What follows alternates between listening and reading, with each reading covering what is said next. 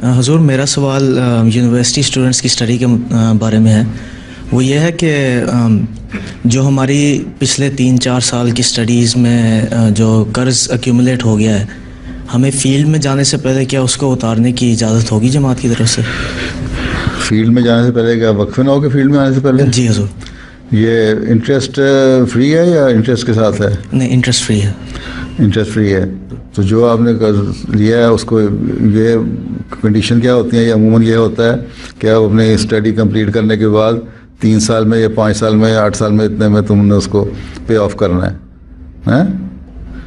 ठीक है ना, यही होता है ना? यहाँ पे हुजूर जो आप अपनी फील्ड में जाते हैं, उसके बाद जब आप एक लेवल पे पहुंच जाते हैं, जिस तरह मेरे ख्याल में $45,000, उसके बाद तो टैक्स में उसके बाद वो फिर डिडक्ट करना शुरू कर देते हैं जी।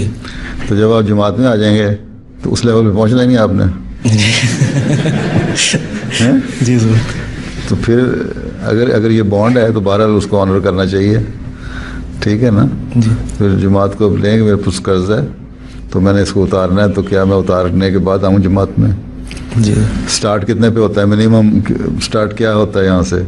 हुजूर, वो आप अगर अपने प्रोफेशन में चले जाओ और जॉब ना कर रहे हो जी तो अमूमन क्या 20,000 पे स्टार्ट मिल जाता है? डिपेंड करता है फ्रेश ग्रेजुएट को। यहाँ पे अगर मुझे इंटर्नशिप मिल जाती है तो अराउंड 45-50,000। मतलब पहले दिन से शुरू हो जाएगा डिडक्शन, हैं? जी हुजूर, वो मैं चाहे 6 महीने में उतार दूँ, चाहे 6 साल लगाऊँ, वो मेरे पे डिपेंड है। मतलब है कि वो उनसे एग्रीमेंट होता है कि इतने % जो है मेरी पे में से आप डिडक्ट करते जाएं। जी जी। ठीक है, लिख के दें, ये हर इंडिविजुअल केस का फैसला होगा। ठीक है। लेकिन आप ये भी है कि ज़रूरत है भी इस जमात को इस सब्जेक्ट की फौरी तौर पे कि नहीं। जी। अगर होगी तो जमात फिर रिस्पॉन्सिबिलिटी लेगी कि कर्ज उतारे या ना करे या क्या करे। ठीक है।